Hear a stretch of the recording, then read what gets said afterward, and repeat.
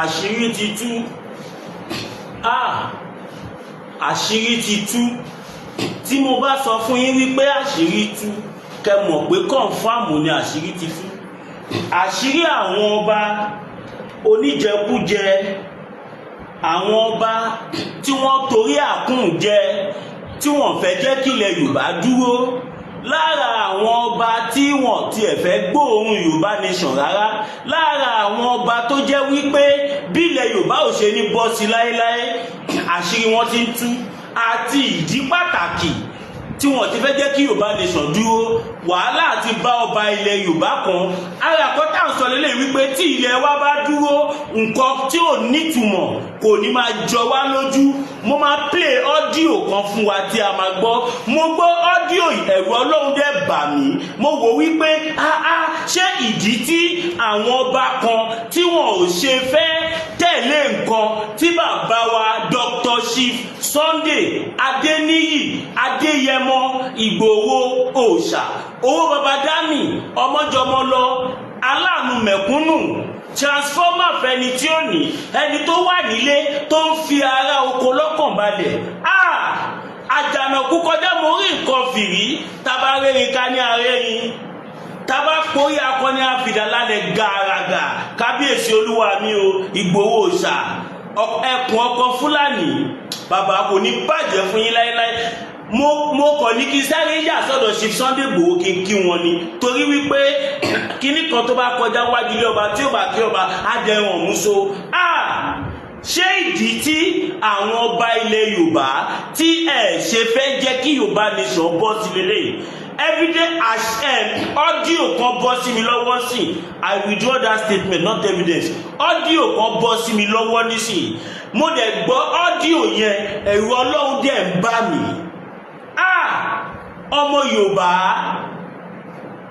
Ọmọ Yorùbá, ṣé nítorí ìjẹkújẹ yìí lẹ ṣe sọ wípé ilẹ̀ Yorùbá ò gbọdọ̀ bọ́ lóko ẹrú? Ẹ̀ẹ́dẹ̀ wá mọ̀ pé gbogbo àwọn nǹkan tí ẹ ń ṣe yìí, tá bá gba ilẹ̀ Yorùbá, ẹ ò ní ṣe, ẹ̀ẹ́dẹ̀ máa rówó, ẹ máa bí sí, ẹ máa rẹ̀ sí.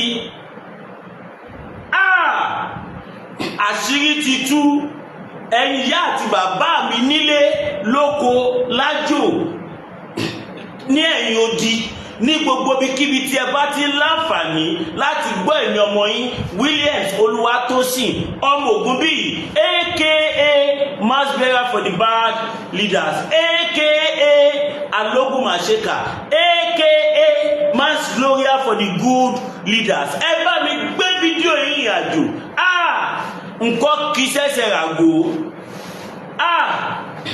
Ṣé báyé ṣe rí leléyìí? Ṣé báyé ṣe rí leléyìí? Ṣé nǹkan tí ò nítumọ̀ tí ò tó nǹkan kan yìí, ṣé òun ni ò jẹ́ kẹ́ support ilẹ̀ Yorùbá? Àní mo gbọ́ ọ́díò yìí, ara mi dẹ̀ gbọ̀n.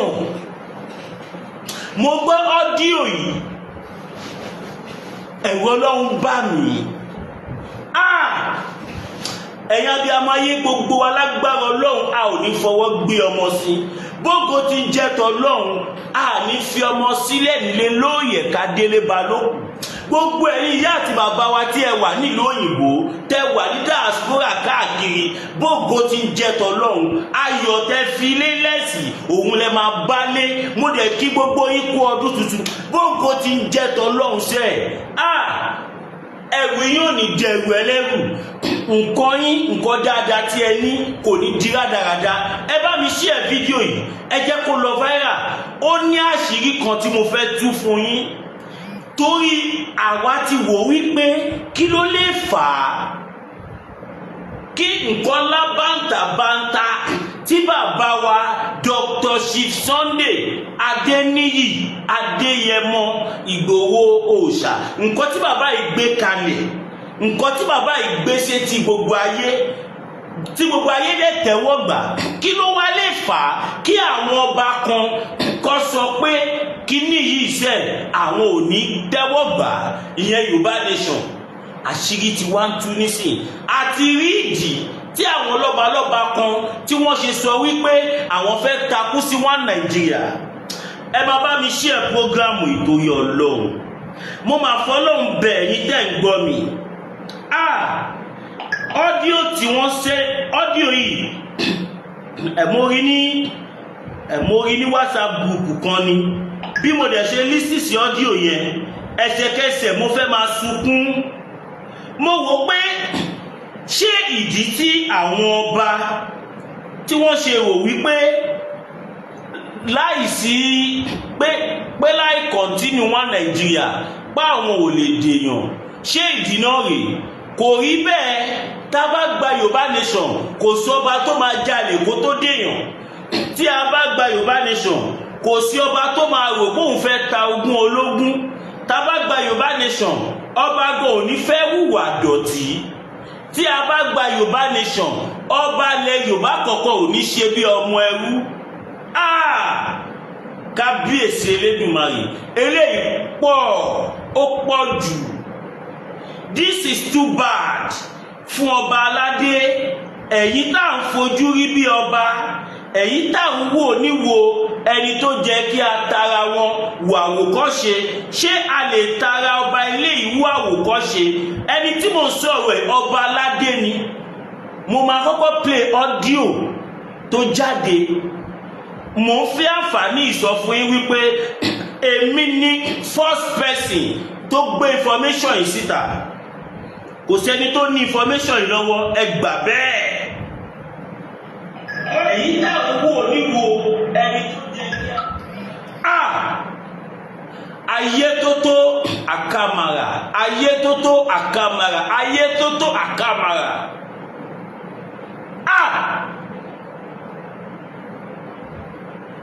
Ó dá mi lójú wípé ọ́díò yìí tí ẹ̀yin ọmọ Yorùbá bá gbọ́ ẹ̀rù Ọlọ́run máa bà yín.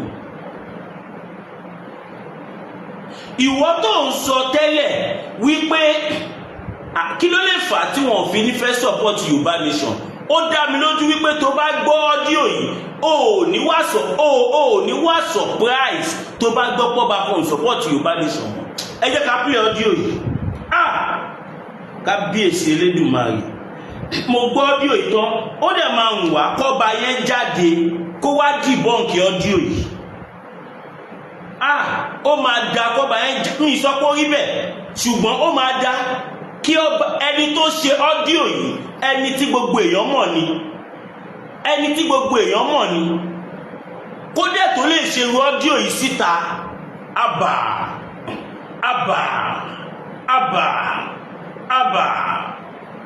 Ó máa da káwọn ọba kọ̀ọ̀kan nílẹ̀ Yorùbá kọ́ lọ yẹra wọn wò. Ó máa da kí àwọn ọba kọ̀ọ̀kan nílẹ̀ Yorùbá kí wọ́n lọ yẹra wọn wò, kọ́ lọ pera wọn ṣàkíyèsí. Torí àwọn ọba yìí wọ́n ti ń dójú tìwájú. Ẹ wo ìwà dọ̀tí tí wọ́n sọ pọ́ba yìí wù. Kábíyèsí Elédùmarè, mo dẹ̀ gbọ́ ọ́díò yìí, òtútù dẹ̀ mú mi, mo fẹ́ máa sunkún. Wọ́n ti ń flag program yìí, ẹ máa share, ẹ máa bó kó máa lọ viral. Mo rò gbà tó dé stage kan mi ò rí ìrò mọ́, mo kàn sunkún ni. Mò ń ké kọ́lọ́ má jà ké nínú ọdún tuntun. Mò ń rẹ́rìn kí má sọ pé mò ń ké. Ẹ jẹ́ play audio yìí. Ẹ jẹ́ play audio yìí fún wa kí ẹ gbọ́. Mo fi Ọlọ́run Elédùmarè bẹ̀yìn ìyá àti bàbá wa kẹ́ bá mi pín audio yìí. Ẹ jẹ́ kó audio yìí kó délé kó déta. Bẹ́ẹ̀ bá dẹ̀ ṣe ń gbọ́, ẹ máa like, ẹ máa comment, ẹ máa share tó gbọ́ tí flag wa.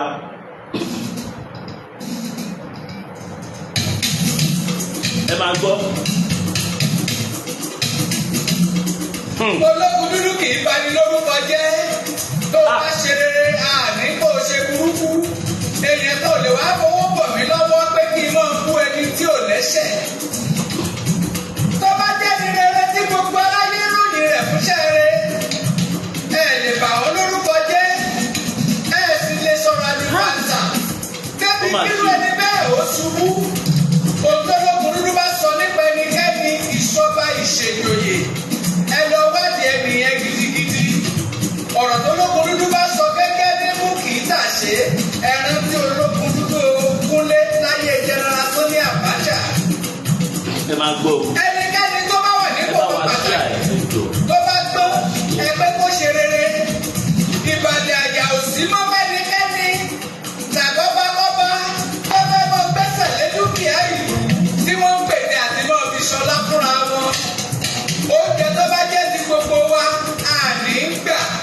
Why you have to pay?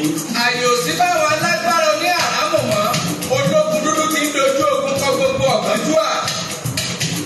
Mo ti rìnrìn bẹ̀rẹ̀, mo ti dé ìlú Àjìrán. Níbi tó bá Tijani Adetunji Akinloye. Pẹ̀lú balógun wọn ti jára tó wù wọ́n.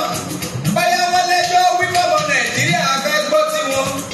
Balógun ìlú Àjìrán, Alhaji Yekini Bakare, àti pèyí lẹ́jọ́ ẹlẹ́jọ́ jẹ́ níwájú ọmọ Nàìjíríà.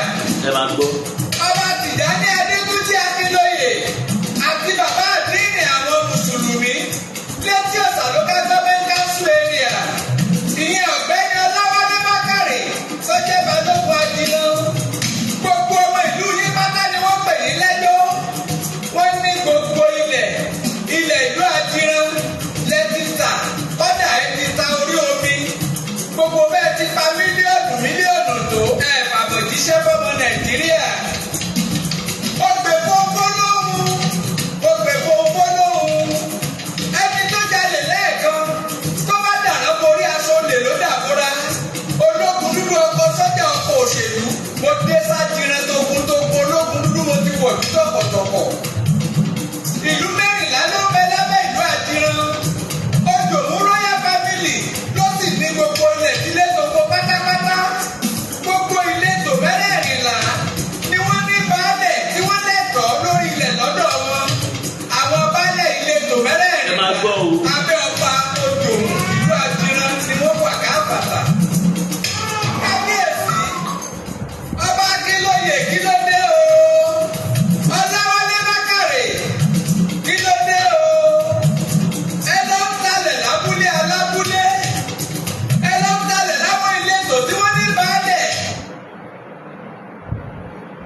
Ẹ̀yin èèyàn wa, ẹ máa gbọ́ lọ, mo fẹ́ jẹ́ kẹ́ farabalẹ̀ gbọ́ ọ́díò yìí, kẹ́ wá wo ìwà bàjẹ́ tí wọ́n sọ pọ́ báyìí wù, ó mà ṣe o. Ọba Tijani Adetunji Akinloye àti bàbá àdínì àwọn Mùsùlùmí létí Ọ̀sà local government council area. Ó mà ṣe o. Ìyẹn ọ̀gbẹ́ni Ọláwálé Bákàrè tó jẹ́ balógun Àjìrán. Gbogbo ọmọ ìlú yìí pátá ni wọ́n pè ní lẹ́jọ́. Wọ́n ní gbogbo ilẹ̀ ìlú Àjìrán lẹ́tìtà kọ́dà ẹ̀tìtà orí omi. Gbogbo bẹ́ẹ̀ ti pa mílíọ̀nù tó fàbọ̀jíṣẹ́ fọ́mọ Nàìjíríà. Ó gbé fófó lóhùn. Ẹni tó jalè lẹ́ẹ̀kan tó bá dàrá borí aṣọ olè ló dàbúra. Ológun dúdú ọkọ̀ sọ́jà ọkọ̀ òṣèlú. Mo dé sájìrán tógun ológun dúdú mo ti wọ̀ bí tọ̀kọ̀tọ̀kọ̀. Ìlú 14 ló ń bẹ lábẹ́ ìlú Àjìrán. Odòmú royal family ló sì ní gbogbo ilẹ̀ sílé gbogbo pátápátá. Gbogbo ìletò 14 ni wọ́n ní baálẹ̀ tí wọ́n lẹ́tọ̀ọ́ lórí ilẹ̀ lọ́dọ̀ wọn. Àwọn baálẹ̀ ìletò 14 abẹ́ ọba Odòmú ìlú Àjìrán ni wọ́n wà káàbàtà. Kábíyèsí ọba Akinloye kí ló dé o? Ọláwálé Bákàrè kí ló dé o? Ẹ lọ ń talẹ̀ lábúlé alábúlé. Ẹ lọ ń talẹ̀ láwọn ìletò tí wọ́n ní baálẹ̀. Kẹ̀dẹ̀ báwọn baálẹ̀ ibẹ̀ àtàwọn ọ̀dọ̀kùlú lówó. Ẹ sọ̀rọ̀ ayé di gúnugún tí ìyàjẹ́ gbé ẹ bọ́. Ológun dúdú ti dé ọ̀kan ṣoṣo ọmọ dídé tó gbà bí tí gbìyà ọmọ aláìlénìyàn. Ṣé tá a bá fi ní jọ lórí? Ṣé láti bàjújẹ́ la ṣe fi ní ìjọba ni? Ọba Tijani Akinloye, ìwọ pẹ̀lú balógun yín bọ́ sórí ilẹ̀ onílẹ̀, sórí ilẹ̀ ìlú, àtilẹ̀ tó jẹ́ tiyín àtèyí tí kìí ṣe tiyín. Ẹ bẹ̀rẹ̀ sí ta gbogbo ẹ̀. Balógun Alhaji Yekini Ọláwálé Bákàrè ìwọ ni mò ń wí. Ẹ̀yin ni abẹ́nìkọ́ ni balógun ni. Abẹ́nìkọ́ ni bàbá àdínì àwọn Mùsùlùmí létí Ọ̀sà. Owó ilẹ̀ tí wọ́n pẹ̀lú ọba Akinloye ti tà. Àwọn wọlé ti sàkáǹtì ẹ̀ fún. Èló ló bọ́ sọ́wọ́ oníkálukú. Ẹ sọ fún wa iye owó tẹ́ ẹ bá ti fún baálẹ̀ kọ̀ọ̀kan. Ọ̀rọ̀ ìjà kọ́ ológun dúdú ò tí ì bẹ̀rẹ̀ ìjà. Bàbá bá tiẹ̀ tó lójú kòkòrò tó jẹ́ wọ̀bìlíkì wọ̀bìà. Èwo tún ni ti balógun? Ọ̀gbẹ́ni Bákàrè kàkàká ẹ̀ tọ́ba sọ́nà ṣe lẹ̀ ń torí ọba wọgbó. Ìdílé 5 ni wọ́n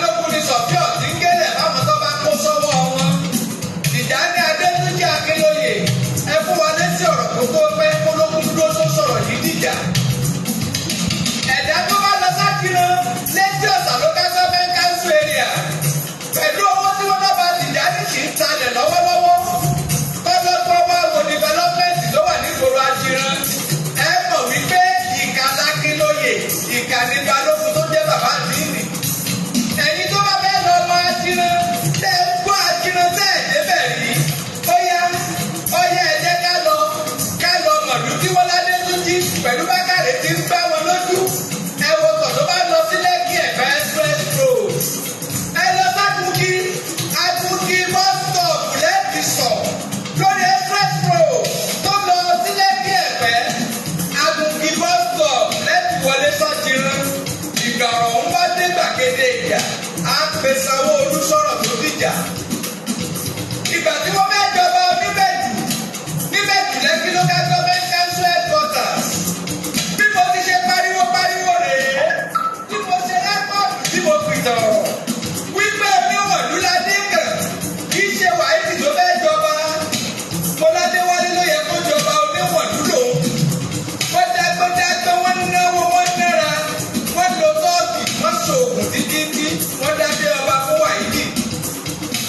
Àṣẹ̀yìnwá àṣẹ̀yìnbọ̀ nítorí pé ológun dúdú ọ̀dákẹ́ ariwo ẹ wo bí ọ̀rọ̀ wọn á já sí. Wọ́n ti lé ọba Oníbẹ̀jú kúrò láàfin. Àwọn adájọ́ ti mọ̀ pé ológun dúdú ti wà nídìí ọ̀rọ̀. Kò ṣeé daṣọ bò lójúmọ́ wọn ò fẹ́ kóra wọn sí wàhálà. Ológun dúdú ò yẹ́sọ. Mo ti bá wọn sọ̀rọ̀ lórí ilẹ̀ náírà ní Kòròdú. Tọ́ba àjẹkùnrin ń tà lówó ńláńlá. Ẹjọ́ ti lójú. Wọ́n ti gbalẹ̀ Ìkòròdú padà lọ́wọ́ àjẹkùnrin báwọn tó lóko. Ọba tó bá fẹ́ gba lórí akọ́ọ̀bù lókù. Ọba ọba lórí ohunkóhun. 1979 constitution ò fàyè gba ọba kọ́ba kó dédé máa talẹ̀ sílẹ̀. Ọba Akinloye wọ́n lọ́mọ yìí tó ṣe ọlọ́dọ́kù ní House of Assembly níjọ́sí. Tó tún lọ sí House of Rep tó ṣẹrí wálé. Honorable Jídé Akinloye. Lọ́yà tí ń ṣe bìjájà fèèlì kó tó lọ sílé ìgbìmọ̀ aṣòfin. Olè wá sọ di lọ́yà àjìrì. Ọ̀rọ̀ wá di pé bàbá ní gbowó. Ọmọ ló ń kọjú sí. Àgbà kí ló dé ọmọ bàrà ò jàmbásà. Ìdè ń lọ lórí ìta ẹ̀fúra. Pásá òfúra pásá jáná. Àjà òfúra àjájì. Wọ́n ní kó nílé ọba fúra olè ní òkò lọ. Ọba ń talẹ̀, ọba ń kọrin sí Balógun ní Sọ̀fíọ̀. Ọba Àdájì Yẹ̀kínì Bákàrè, ìyẹn Balógun là ń wí o. Akin Bákàrè, ìyàwó tiẹ̀ ló tún jẹ́ lọ́yà ló tún ṣagbátẹrù. Sí Sàmúgbálẹ́gbẹ̀ẹ́ fún lọ́yà kejì lójú ọmọ ọba. Mrs. Tóbilọ́lá Bákàrè nìyẹn. Baálẹ̀ ń tagbó.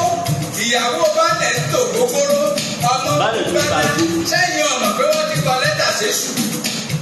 Apá kẹfì rẹ́kọ̀dù yìí pọ̀ kò ní pẹ́. Báwo nílùú àdúrà ti ṣe jẹ́? Àwọn ọmọ olótẹ̀lú ọ̀hún dó. Ọ̀gá wa Sanwó-Olú, bàbá wa Ọba Akíolú, ológun dúdú ọ̀yà lọ́dọ̀ yín lórí orin tuntun. Ẹ máa múra de rẹ́kọ̀dù yìí o. Orin àdìrín apá kejì ń bọ̀. Tí wọ́n bá fi yín léèrè wípé ta ló kọrin ewì sínú àwọn kẹsàn wípé Kúnlé ológun dúdú ni ọkọ sọ́jà ọkọ òṣèlú ọ̀kan ṣoṣo ọmọ líle tó lu àbí ológun dúdú ọ̀rọ̀ kàkà balẹ̀ àdìgàyà. Ẹ máa retí apá kejì orin àdìrán ń bọ̀ lójú ọ̀nà dẹ̀dẹ̀dẹ̀dẹ̀dẹ̀dẹ̀dẹ̀.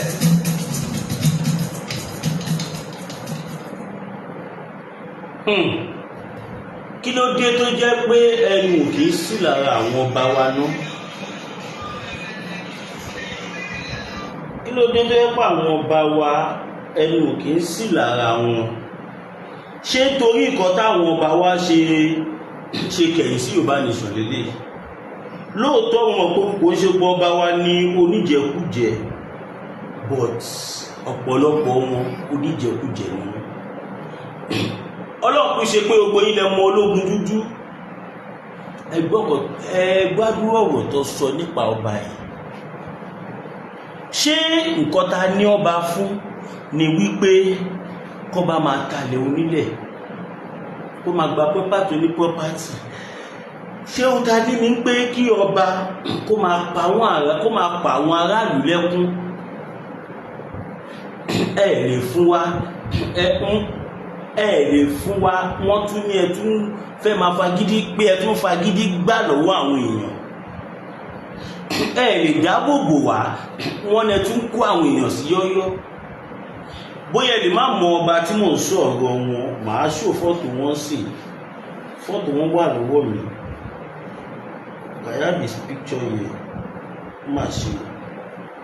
This is too bad. This is too bad. Ọba tí à ń sọ̀rọ̀ wọn yìí.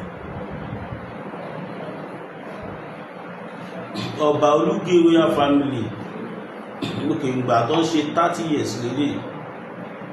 Tó ń ṣe kórúkọ ọba ẹni Honorable Majesty Aláyélúwà Ọba Tijani Adetunji Akinloye JP tún ní bàbá yìí. Bàbá yìí lọ sí Jerusalem. Ó ń ṣe 30 years. Ṣé a máa ṣe ẹ ti pé ọ̀rọ̀ ìsósí ni lẹ́nu gbùyọ̀ sí? Kọ̀rọ̀ yìí jẹ́ ọ̀rọ̀ tí a fẹ́ jẹ́ kí gómìnà ìlú Èkó kó bá wa look into. Bàbá wa Rilwan Akiolu kẹ́ bá wa look into it. Commissioner of Police ìlú Èkó kẹ́ bá wa look into it. Inspector General of Police kẹ́ bá wa look into it. Torí wípé àwọn tó ní dúkìá tá à ń sọ̀rọ̀ nípa ẹ̀, àwọn tó jẹ́ wípé ẹni tó ní dúkìá ṣiṣẹ́ kó tó gẹ́ẹ̀tì dúkìá yẹn, ní kọ̀ọ̀kan tí ẹ lè ṣe fún wa, fún àwọn aráàlú, ẹ tún bá wọn nú jẹ́. Kò jẹ́ kó máa rí bẹ́ẹ̀ o. Tí àwọn kan bá ń hùwà bàjẹ́ tó ń hùwà dọ̀tí láàrin ìlú, kò tọ́ sọ́ba aládé o, kò tọ́ sọ́ba aládé rárá àti rárá, kò tọ́ sọ́ba tí wọ́n ní fáámú. Ọba tí wọ́n sọ pé fáámú tó wá ń wo irú wà báyìí, ṣé ẹ̀zámpù tó dá lélẹ̀? Àbájọ tí gbogbo yín kẹ́yìn sọ̀rọ̀ tí Chief Sunday Igboho sọ. Chief Sunday Igboho pọ́n gbogbo ẹ̀yin bàbá yìí lé, wọ́n wá bá yín lẹ́yọ kọ̀ọ̀kan. Wọ́n dẹ̀ jẹ́ kó yé gbogbo yín wípé ẹ jẹ́ ká gba òmìnira. Ká gba òmìnira, ká dá dúró gẹ́gẹ́ bí orílẹ̀-èdè. Kí ló burú jù tá bá dúró gẹ́gẹ́ bí orílẹ̀-èdè? Tá bá wà gẹ́gẹ́ bí orílẹ̀-èdè, ṣé ebi lè máa pa ọba débi tó bá máa lọ máa jí wa, tó máa lọ máa jí ilẹ̀ onílẹ̀ta? Ìwà olè lélẹ́yìn náà. This is stealing by trick. Illegal possession of properties. Kò make any sense. Kò make any sense. Kò mú làákàyè kankan wá bó tilẹ̀ wù kó kéré mọ́. Kẹgbádùn ọ̀rọ̀ tí Àjànàkú Akéwì sọ síbẹ̀ yẹn. Tí mo dẹ̀ mọ̀ pé Àjànàkú Akéwì mọ òfin, kò ní defame anybody. Tí kan tó sọ Yorùbá rí bẹ́ẹ̀, kò ní jáde wá sọ síta. Ẹja dókè polówó ọjà. Wahala bitter tea ẹkùn akíkanjú tí ń wọ̀ dájà pẹ̀lú àwọn àìsàn bíi kíndìnrín, èyí tó ní stone nínú kidney stone yóò bẹ́ẹ̀tìrẹ̀ tẹ́sí ìyàwó ìgbẹ́dànù. Òògùn kan náà sì tún ní o ló ń ṣiṣẹ́ fún liver, àìsàn jẹ̀dọ̀jẹ̀dọ̀, àti máa ṣiṣẹ́ fún láti ìyẹn ìṣòro àìlèmí sókè sódò dáadáa. Wahala bitter tea tó tún ṣiṣẹ́ fún ìfúnpá gíga, high blood pressure. Bákan náà gbogbo ẹ̀yìn tẹ́ bá ní ìṣòro ìsétọ̀ tá a mọ̀ sí prostate cancer, gbogbo àwọn àìsàn tá a là kalẹ̀ yìí pátápátá ni yóò gbogbo ẹ̀sán. Ìṣòro ara ríro ń kọ́ egbògi Wahala bitter tea nìkẹ́ ìgbéluga gbogbo ẹ̀yìn tẹ́ wà ní Manchester láti rí egbògi Wahala bitter tea rà. Ẹ kàn sí wọn ní nọ́mbà 45 ní Golden Garden, Manchester M24 1AB, tàbí kẹ́ ẹ pè sórí àwọn nọ́mbà tó wà lójú ìwòran yìí àti Nigeria's nọ́mbà yìí pẹ̀lú 0803-319-4355 tàbí 0802-626-5000. Egbògi Wahala bitter tea ewé àti egbò pọ́npẹ́lẹ́ wọ́n fi ṣe àgbékalẹ̀ rẹ̀. Gbèrúra lónìí ó jẹ́rìí sí ìmọ̀ ìjìnlẹ̀ tiwantiwa.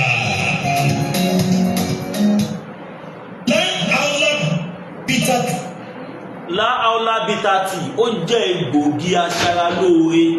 Ìwọ tí nǹkan ọmọkùnrin yẹn bá kéré, ìwọ tó bá lè kanlẹ̀ gbọ̀ngbọ̀ngbọ̀n kó ogun orí madam kí o máa lo 5 minutes 10 minutes nǹkan burúkú ni.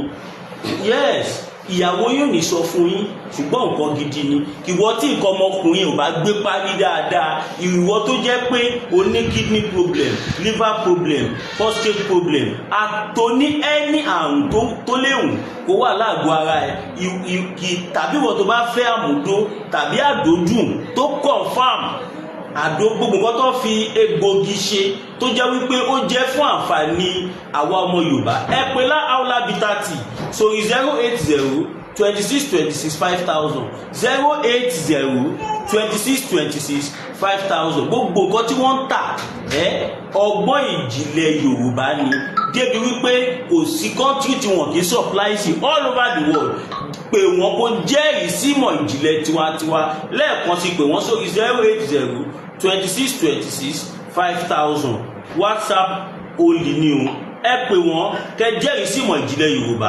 Fẹ́yìn tẹ́ bá ní ìpolówó ọjà tàbí ẹni information tẹ́ fẹ́ fún wa, ẹ pè Masbi TV sórí +229 57 74 79 70 +229 57 74 79 70 +229 57 74 79 70. Oòduà àgbéwà kò ní gbé ọ̀dàlẹ̀. Ìgbòho òòṣà, Ìgbòho òòṣà, Ìgbòho òòṣà. Iṣẹ́ rẹ̀ tẹ̀síwájú. Yorùbá nation no going back. Yorùbá nation never going back. Yorùbá nation no going back. God bless Chief Sunday Igboho. God bless Professor Banji Akintoye. God bless Yorùbá land. Ìgbòho òòṣà ẹkùn ọkọ Fúlàní. Ó bàbá Dami ọmọjọmọ lọ ọmọnàmọ pa. General actor gbogbo ilẹ̀ Yorùbá káàfàtà.